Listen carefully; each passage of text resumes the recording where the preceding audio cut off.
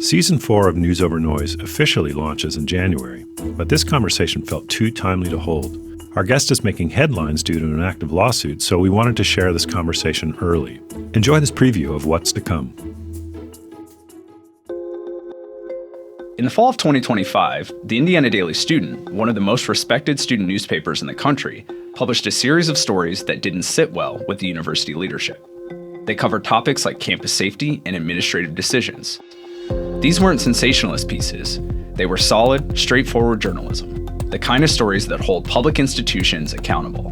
But behind the scenes, administrators began to push back.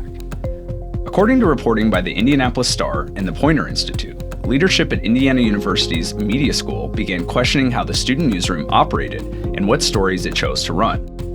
They allegedly asked the paper's advisor, Jim Rodenbush, to stop students from publishing certain pieces, particularly those critical of the university. Rodenbush says he made it clear he wouldn't tell his students what they could or couldn't print. Soon after, he was fired. The university offered little explanation, but for journalists and educators across the country, the message felt unmistakable. Even student newsrooms aren't immune from institutional control. The events at IU are about more than just a personnel dispute. They raise larger questions about who controls information inside public institutions and what happens when that control starts to look more like censorship than stewardship. To help us understand what happened at Indiana and what it says about the larger fight for press freedom on campus, we're talking with Jim Rodenbush, a longtime student media advisor and former director of student media at IU. Jim spent 16 years mentoring young reporters. For his time at Indiana University, he managed student media programs at Colorado State, Webster University, and here at Penn State.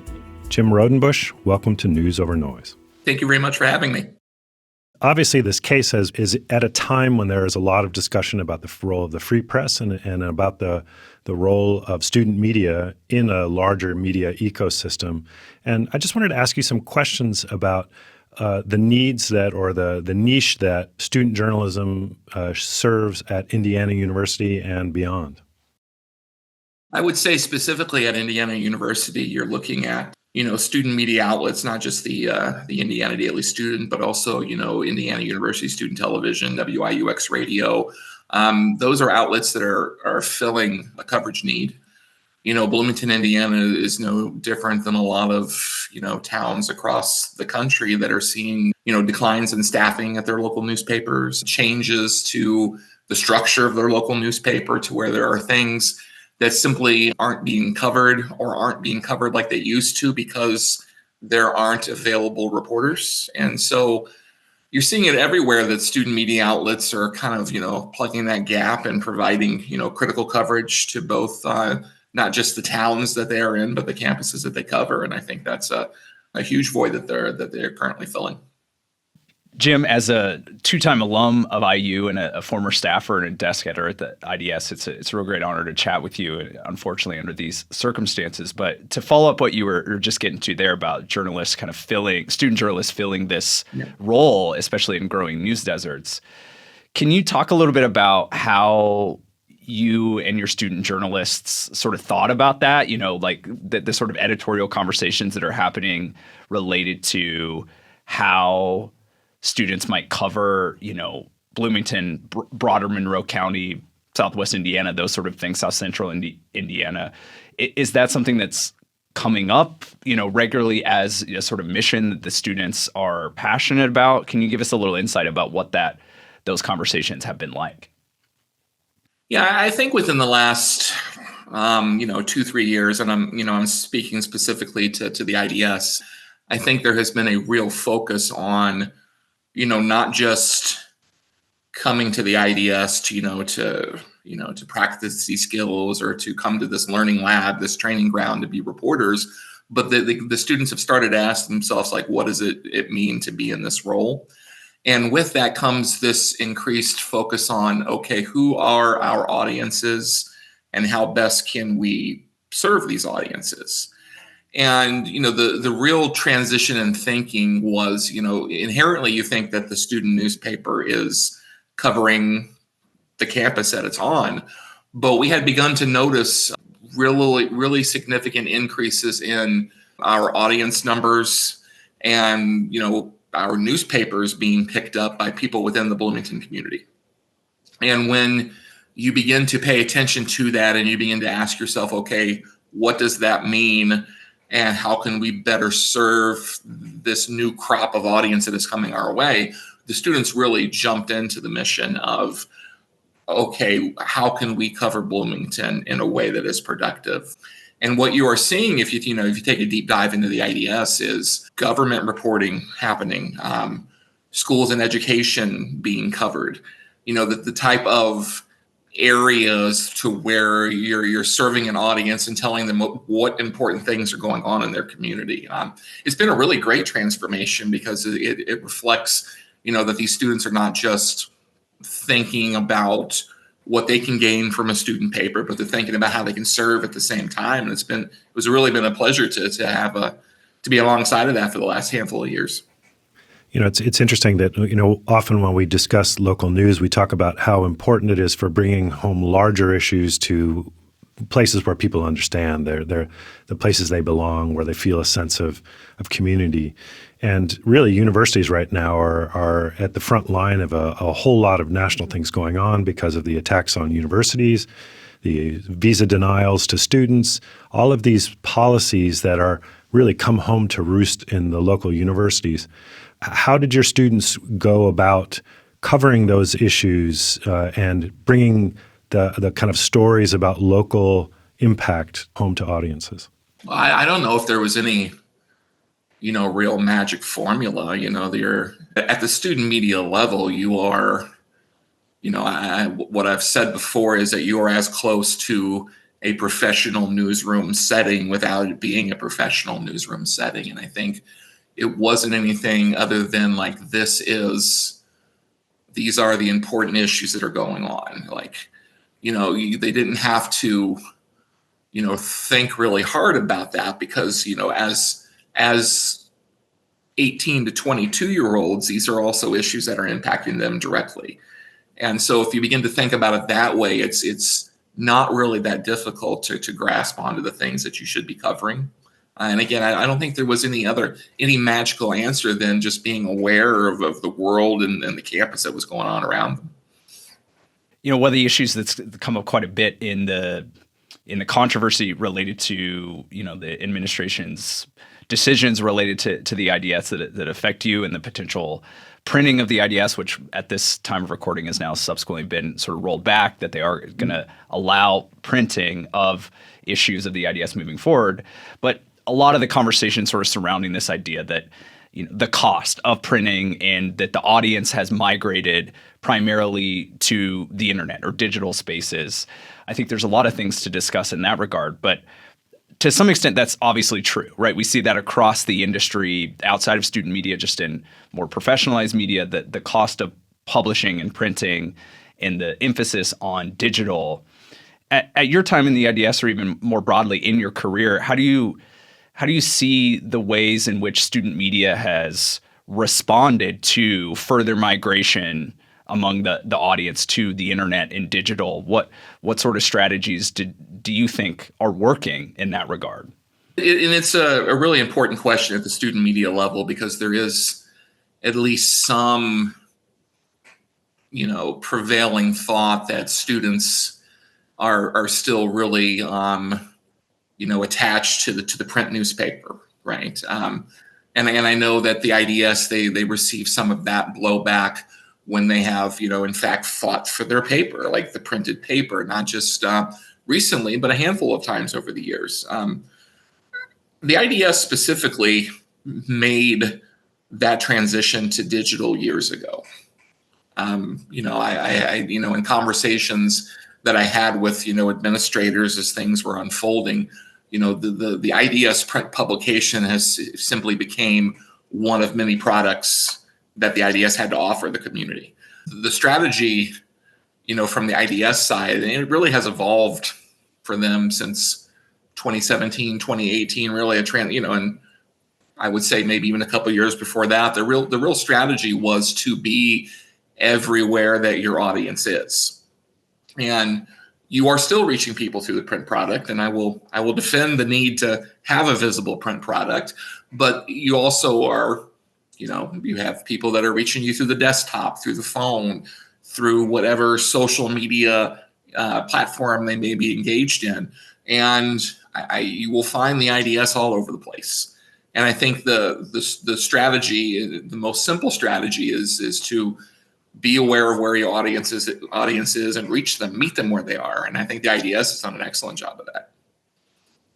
One of the issues that has been striking me lately is that, you're also at the epicenter of two, let's call them messaging campaigns, to be gentle about this, where both the universities and the free press are under attack, right? Because both have been cartooned in a way, right? Universities are filled with woke kids who've got the mind virus, and the free press is the enemy of the people. Did that campaign against universities and the free press come back in the form of backlash or flack against the university, against the IDS, in a way that you were aware of or made aware of during this time?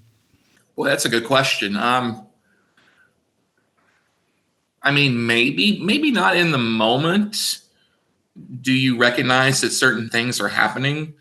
But now I can look back and say, sure, there are some things that you can point to. It was, for example, it was approximately a year ago when the IDS, its first print edition following the president election, featured a cover of Donald Trump. It featured a cover of Donald Trump with various not flattering quotes about him that were, in fact, delivered by people who had worked and who were associated with him. That cover drew some backlash, including a pretty prominent tweet from the incoming lieutenant governor of the state of Indiana. That was a pretty direct threat about, what the IDS is publishing and what it can be done at the state level to correct it. At the time, you're concerned, maybe not concerned to the level that in hindsight you should have been. But it's things like that are interesting. And if you combine that just with the general idea of what eventually became this order from the university level to remove news from the newspaper, it kind of all makes sense that the trickling down to the student media level was in fact happening, and it's been happening for a little while. Yeah, to follow up on that, if you can think back now to your time at IU and at the IDS, are there other things that now sort of in retrospect you point to as potential signs of, some of this pretty clear external pressure that's coming even from, the governor's office and lieutenant governor that's then trickling down to what I think can best be said as a sort of controversial presidential administration there at the university? Are there other things that have happened over the last few years that you now point to and think, that's kind of how we got where we are with the state of the publication and your removal? Yeah, I would point to perhaps the past couple of years that, it's been the past 2 years were a very, a very uncomfortable time on the IU campus in general. If you go back to, the beginning of the Israeli-Hamas conflict, if you go to what eventually morphed into the demonstrations on Dunn Meadow, IU caught a lot of national attention, when it had, essentially a sniper pointed at its own students as part of those demonstrations. We were on the receiving end of criticism and backlash for our coverage of those protests and our, coverage of the issue in general that were unlike anything I had experienced in my time with student media. When you're talking about particularly direct threats, of safety to our editor-in-chief at the time, not anything that I had ever dealt with before. Being a student media advisor means a lot of things, but during that time period, it meant for the first time that I had to call Indiana University Police to talk about the safety of my reporters.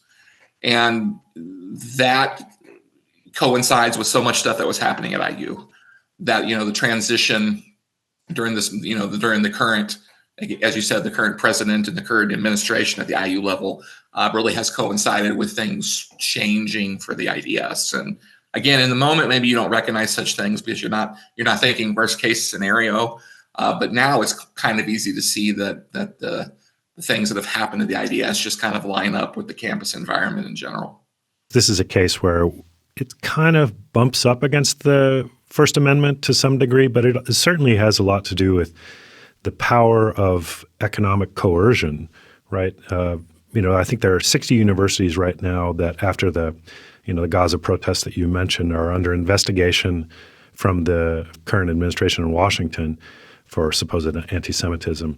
And each of those have been, there have been whispers about the, potential financial blowback. And, when you threaten universities with hundreds of millions of dollars of lost revenue, this is kind of like extinction level discourse, right? So it's not exactly government coercion, but it looks a lot like it, don't you think? You can connect the dots, right, of the things that have been going on at IU specifically. Again, the protests, and as a result of those protests, IU made several changes to its policies that all but wiped out the ability to demonstrate like that off campus or on campus moving forward. There have been budget pressures at the state level that have been severe, programs being cut, a lot of scaling back on things that had been there before. Indiana in particular, the governor of the state can now appoint every member of the Board of Trustees at Indiana. And so it's really easy to connect the dots that you're, as a university, you're in a position where you are likely trying to make sure that nothing's coming from your campus that's going to bring unnecessary attention to you, and particularly bring any unnecessary attention to you at the state level. During these pretty complicated times at the university and for student media, what sort of struck you the most about how your student journalists sort of responded to this environment, the sort of surrounding context, threats on their, lives or safety for sort of doing their own, doing their job, right, as student journalists? I mean, what do you want to share, or can you share about the response from the student reporters working in that environment? Oh, well, yeah, I can't say enough good things about, the student reporters at the IDS, and particularly the student leadership at the IDS. Brave, determined, resolved to do the right thing. And, I wouldn't, that's exactly what I would have expected and have expected over the years. But doing that in a situation when it is becoming increasingly easier to just fall in line with things that are being asked of you, I think makes that kind of courage stand out even more. And I think, in the case of the IDS, that's a product of years of student leadership. The word's culture, right? There's newsroom culture of how to approach the job and how to think about their work and their value and what they really are doing for the community. And so, again, standing up in the face of adversity, you think would be a default setting, but it just stands out even more when you're in a current climate when it's actually a lot easier to do the exact opposite thing. And so, yeah, forever proud of those students.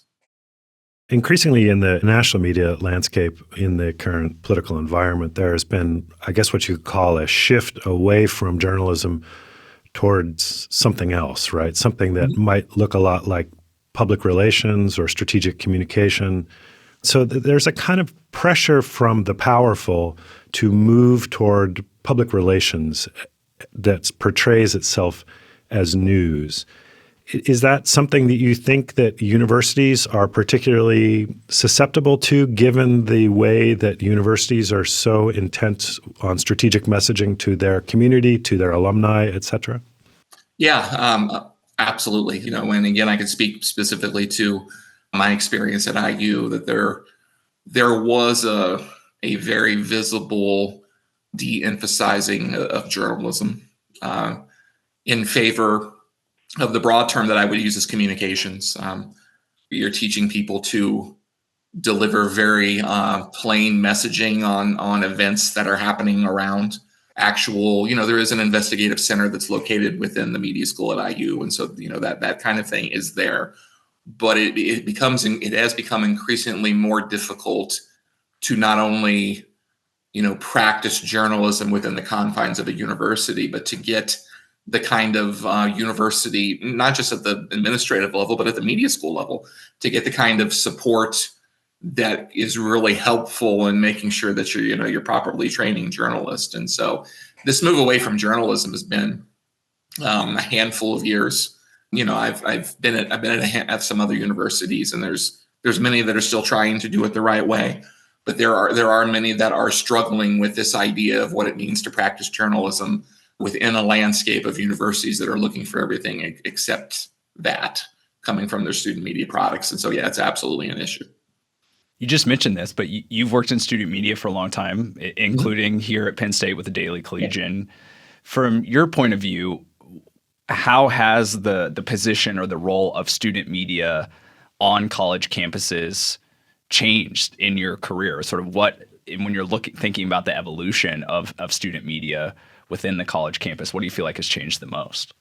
Well, it's been a struggle for survival, right? I mean, if you have these kind of learning labs and these climates that are meant to mimic, the professional world, you can't necessarily be surprised when the struggles of the professional world also make their way to the student media level, and it's both financing. I know that the Daily Collegian has since had its own financial questions and issues at the university level with funding being removed and whatnot, and so it's an interesting mix of things, because I think that the general survival of student media organizations is a very, very real problem. At the same time, I think the work coming out of student media organizations is better than it's ever been. And so you have this kind of thing where these students are filling these voids that we talked about earlier, and then they are doing it in incredible ways. I can go all the way back to when I was a student journalist years and years and years ago, and these students are, writing and reporting and things that we never touched. And so the work has never been better, but the future has never been murkier. So it's kind of a weird space to live in right now. I've noticed that Indiana isn't the only, student newspaper that has cut print distribution. I noticed that Purdue also just recently halted it as well. But what are other trends that you see in terms of the transformation of student media? Like I read a piece that suggested that student newspapers in particular shouldn't have things like archives because they invite nitpicking, people going back, trying to use them and weaponize them as flack against the university. Would you see other things like that are going on? Are there trends? Trends, that's a tough one. I know that the what to do with your print newspaper is a question for everybody, right? And so there have been adjustments made to that. But in terms of general trends across student media, I do think, again, the one thing that you're seeing more and more of that I just don't think existed at the same level as recently as 10 to 15 years ago is the in-depth work that's going on. Enterprise, investigative, like real into the weeds kind of reporting that allows communities and campuses to understand what's going on around them is at a level that I have, it keeps getting better every year. And so that's a positive trend on top of all the other things that are going on. Is there one thing that you attribute to that increase in some of that in-depth reporting beyond just, students being willing to do it? I mean, when you're sort of seeing that emerge as an advisor at Indiana or just across the country, what are some of the reasons why you think that that's happening, why that great work is being produced? I believe that the investment and the passion from the student side is at a level it's never been before. And so I don't think the IDS is alone in getting a new generation of student journalists that are really aware of what is going on around them and have a real need to tell the stories. I mean, sometimes it's just that simple. You need people who are, passionate would be the right word, right? And they really are invested in what it means to tell a good story. I think it's really that simple. We were talking before about how the student newspaper is kind of going out more into the communities, is doing investigative reporting and whatnot. And what has been the positive impact of that? I mean, have the communities that the students covered responded positively to the stories and kind of thereby showing the value of the student newspaper? Well, we had a local organization in Bloomington that awarded the IDS its Community Journalism Award at the start of the fall semester. Congratulations. A thing that had been, I thought that was really, that really jumped out because that was traditionally a kind of an award that they would give to to the professional outlets.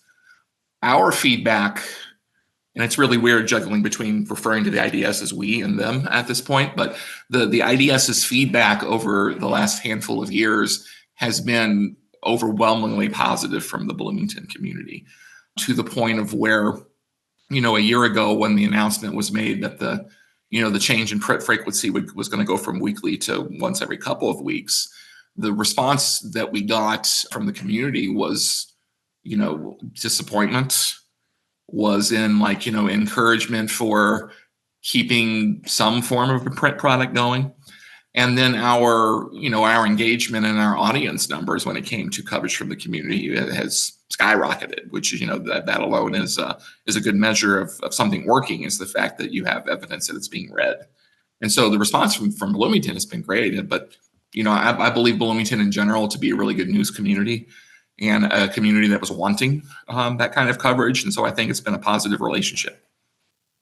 One of the things I was curious to get your perspective on, given that we've sort of talked about trends and the evolution in student media and its relationship with administration and the community, from your vantage point, having gone through, experiences at multiple institutions, what do you think is the ideal relationship between universities and student media, in that sort of balance between full editorial freedom, financial support, all of those things that are kind of in the mix, as far as, some universities and their student media are more closely related for a lot of different reasons, some that are often funding connected, some that are more connected to, a lack of editorial control. Just obviously you've gone through this really, controversial and sort of surprising development, but I'm curious what you think about what is the best relationship between a university and its student media. Yeah, I've had an opportunity to really experience the range during my time, because it's been 16 years at 4 different schools, and it's been I've been at private universities, I've been at public universities, I've been at papers directly associated with their schools, I've been at non-for-profit companies that have been the source of the paper, and so I really have experienced the wide range of things, and I think there's really a real simple solution. At the private school level, it's kind of a different animal because the rules are different. But when it's a public university, editorial freedom is what it is. And I think there's some very well-known developments over the last 3 weeks that kind of supports how I feel about editorial independence when it comes to your student paper. The students should be given the freedom to do what is allowed of them, and that is to just do their jobs without that kind of interference. From the university level, I think that it is my hope under the ideal circumstance that universities can understand that the role student media plays, not just as a learning lab for whatever, journalism school or media school, is in existence, but also as a great giant advertisement for your university in terms of bringing students there and bringing students and their tuition dollars there and everything positive that can come from having this forward-facing entity that's representing your school. And then I also think they should financially support it, because again, it's doing things for your university. It's getting attention to your university. It's bringing students to your university. It's getting eyeballs in ways that you couldn't do otherwise. Now, I understand that a lot of people at the university administrative level are not necessarily thrilled with the kind of coverage that can come from student media, but I just think that's part of the relationship. And at the end of the day, it's a learning experience that is positive, has positive ramifications, and I think that the perfect relationship is for a university to understand why it's there and to support it in whatever way possible.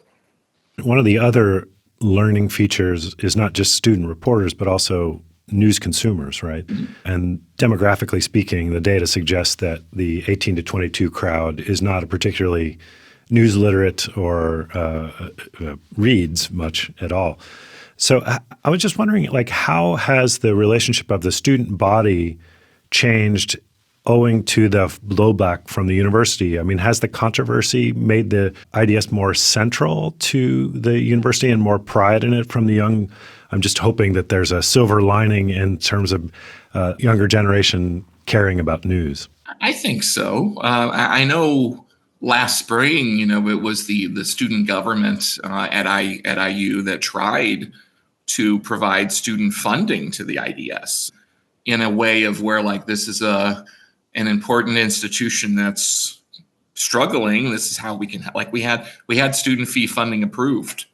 And that had to have come from a group of students in order for that to happen. I mean, it was ultimately denied at the administrative level, but it was an incredible gesture from the student level that to me indicated how the paper is being viewed at the campus level. And I know both firsthand and hearing from other people that, this most recent round with the administration, there has been incredible support from the student level toward the IDS. And yeah, you hope as a silver lining that perhaps it is just as I think university administrators need to come to the table and talk with student media outlets just to reestablish relationships and talk about things. I think this is also, if there's a silver lining, I think it, at the very least, can perhaps reignite a little bit of enthusiasm and at least an understanding from the student side of things what the role of the student media outlet has on campus. Yeah, it seems to me that the response to this incident in your dismissal speaks to the significance of the IDS within the very large alumni base of Indiana University and sort of the centrality of the IDS to the culture of IU, even if among like the current students, maybe they're not as active readers of the website or the occasional print edition as previous generations might be. From your point of view, what are some of the ways that maybe the IDS can kind of leverage this energy to do even more in-depth reporting or find new ways to reach this audience who's maybe coming back around to the IDS after being, told about it when they came as a freshman, or, occasionally checking the scores of IU basketball and now football, of course. But what sort of opportunity does this provide to the IDS and the student journalists working there to try to, even expand further their operations and their stature on campus or with alumni? If I were still in the building, these would be the conversations that I would be having with student leaders. And my advice in my former role would have been to put the foot on the gas at this point. Even at the 18 to 22-year-old demographic, we were seeing increased engagement across, your social media platforms like TikTok and Instagram. So it's not like that was a complete detachment from the campus level. It was going back to that idea of finding them where they are. And I think the best thing that the IDS can do right now is to keep doing exactly what it's doing, and even with more emphasis, with more manpower, because one of the things that one of the advantages that a lot of student media outlets have, and particularly in IDS, is volume. You have a local paper whose available reporters are now in the single digits. At the IDS, you're looking at a staff of over 200 students, and not just 200 students, but 200 students with a wide range of media skills. And take advantage of your resources and the reach, and just cover the town and cover the campus harder, because people are paying attention right now. And that's another thing that I would emphasize if I was having these meetings and still having these meetings, is that this is a moment. You have eyes on you right now. What are you going to do in response? And my suggestion would be keep doing exactly what you're doing. As you said, this is a moment, and sometimes and I think this is the case with journalism across the board right now, is that people don't know what they have until they start to lose it, right? And so it sounds like the administration at IU has realized that they may have overstepped and they're walking things back. And that moment, I wonder if you think that could also be trickling out to the rich donors and the politicos who have been kind of putting their thumb on the scale against the IDS. I think from a donation side, I would say yes. Mark Cuban specifically made some headlines when talking about his particular donations to the IDS. I think the kind of attention that's going on right now can help from that sort of perspective. I'm very skeptical about the university's motivations in terms of rolling back print. So I'm not in a position of where I would necessarily celebrate them taking back the thing they never should have taken to begin with. But I do, and so how that moves forward, I would very much be in a wait and see kind of perspective. But most certainly from a donation side and from a people willing to support with their pocketbooks. I don't know this for sure because it's it's literally not my job anymore. But I would suspect that the IDS is likely experiencing a boost from that side of things. Thinking more broadly, what do you think that the general public or, even alums of universities with great student media like misunderstand or don't know about student media, the people who work there, its role, as we've talked about here in campus communities and larger communities? What do you feel like incidents like this at the IDS and at Indiana maybe shine a sort of brighter light on student media that the larger public and citizenry should know more about? It really is student-led and student-driven. I've had multiple experiences over the years, and I would say more so recently at IU, where people just assumed that I was in charge in terms of all content decisions. And I had many a conversation that began with some version of, I'm not the editor. And I think people really need to understand and not just understand, but and by extension, appreciate and support the fact that it is students that are driving this surge in content and investigative reporting. Like, it's being student led and it's being student driven. And that's really a big deal, because these are in fact your future reporters and your future media practitioners. And I think the kind of work and experience and exposure that they're getting right now is something that a lot of people should be paying attention to.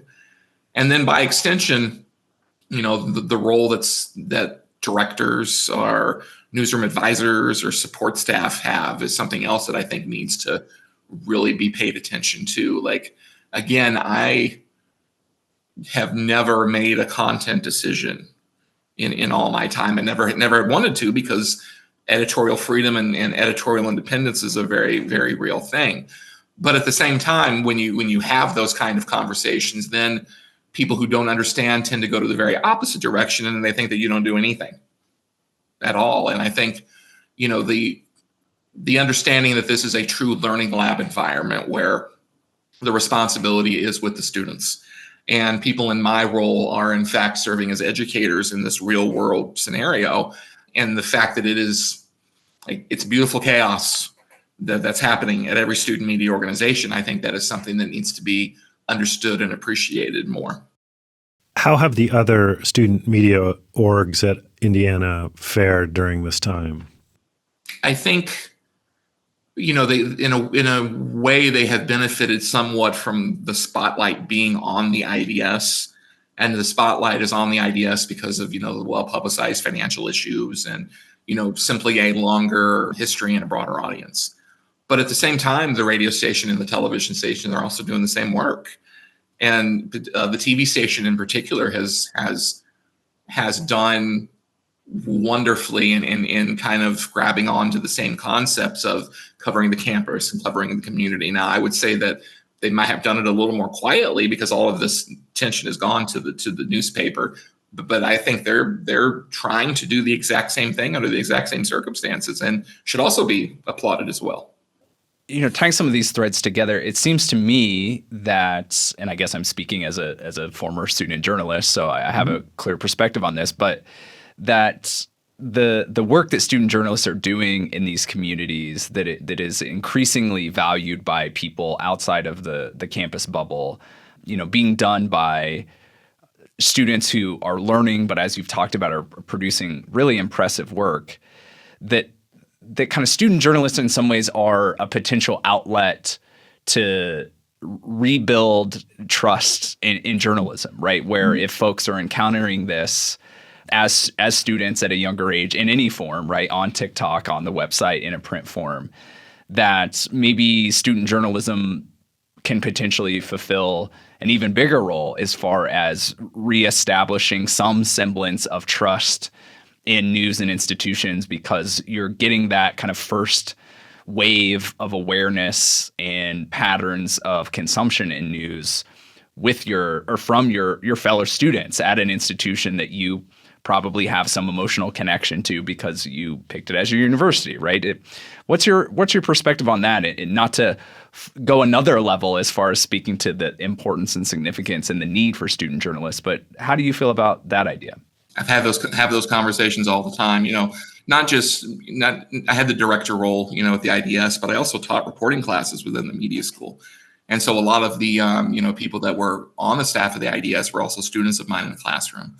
And one of the things that I have talked about and championed in this exact second is this idea that not only are you interacting with the community in a way that a student media outlet hasn't necessarily done so before, but you're also in this role of where you might very well be a person's first ever interaction with the media.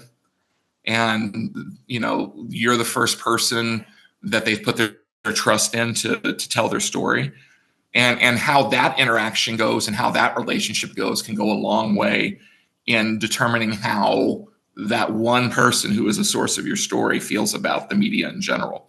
Because again, you're touching stories at a local level where people may not have had their story told before. And so there is great importance and great responsibility in that relationship, not just for the success of the IDS, but a bigger picture of, just like you said, of rebuilding perception and trust in how the media operates. And there news at the professional level. It's difficult, even for people with the best of intentions. It's difficult, right? The one thing that I can say about the student media level is that you can be certain that the student journalists that you are encountering are 100% trying to do it the right way. And so I think that alone is crucial, that they have this approach. They've been given this great responsibility, and how that can, somehow improve the greater perception of journalists, I think is a very real thing, because like everything else, it starts at the local level, right? And so if you have people within Bloomington that have a positive outlook on the IDS, you would hope that can only extend to, other outlets and up the ladder when it comes to journalism and media. Has the Indiana student media extended beyond Bloomington at all? I mean, have they moved into the spaces in Indiana that are real news deserts where there isn't any coverage? We had begun a project just at the very start of the fall semester where we were extending into a neighboring town, Ellettsville, to begin to kind of cover that community the same way. Obviously, I won't be around to see how that goes, but I do know that the goal behind that was to, in fact, take this Bloomington-centric coverage and at least begin to see if we can apply the ideas to some neighboring towns. And then you occasionally, there's been Indianapolis-based stories when they've been of like particular importance to Bloomington and the campus. But in terms of like community-centric, that's really just this semester had been the start of kind of expanding beyond Bloomington. Jim, thanks so much for being with us and to letting us know about what's going on there. I wish you the very best in whatever your future endeavors are, and thanks again for talking with us. All right, thank you both.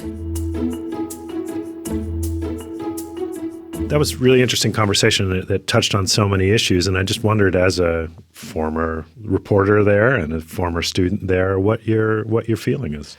Yeah, I mean, personally, I have a lot of things to say that I wouldn't say in as much of a professional context here. But I feel like the one thing that I kept coming back to in Jim's responses is just the intense pressure that student media is under from so many different directions, right? This sort of political, discursive attacks that are coming from, campus and statewide officials, the types of pressures that are coming on the sort of infrastructure from an economic standpoint, the technological and audience pressures to try to figure out how to reach an increasingly diversified, and as he mentioned there at the end of our conversation, sort of expanding geographic audience, right? The number of ways that student journalists are navigating all of these pressures and publishing significant stories, not just in Indiana, but here in State College with the Daily Collegian and across the country at these student papers, I think is just so impressive. What are your big takeaways? I agree. I mean, in many ways, student journalists are in I guess I shouldn't say more, but in an increasingly they have some leeway that some of the other newspapers don't have now. I mean, we've seen such concentration and conglomeration of media and such editorial pressure being put on them by owners that there's something about student media that makes it much more like public media, where they don't have the economic coercive pressures that you're seeing in the Washington Post and the New York Times, where the powerful are censoring what they can say. So I think these students are really truly having a learning lab experience where they're learning to, they're jumping right into the fire and learning their craft as they go. Yeah, and for our audience, I feel like, maybe that our audience is not the ones who need to hear this, right? But I consume news from student media in your communities. If you've moved away from where you went to college, think about kind of reconnecting with student media in those places, not only to kind of reconnect with where you went to college or where you're from previously, but because, as we've discussed, I think student media and student journalists are going to be increasingly essential and critical to whatever evolutions we see in local news in the coming years. I agree. Students are the future. That's it for this episode of News Over Noise. Our guest was Jim Rodenbush, former director of student media at Indiana University. To learn more, visit newsovernoise.org. I'm Matt Jordan. And I'm Cory Barker. Until next time, stay well and well-informed. News Over Noise is produced by the Penn State Donald P. Belisario College of Communications and WPSU. This program has been funded by the Office of the Executive Vice President and Provost at Penn State and is part of the Penn State News Literacy Initiative.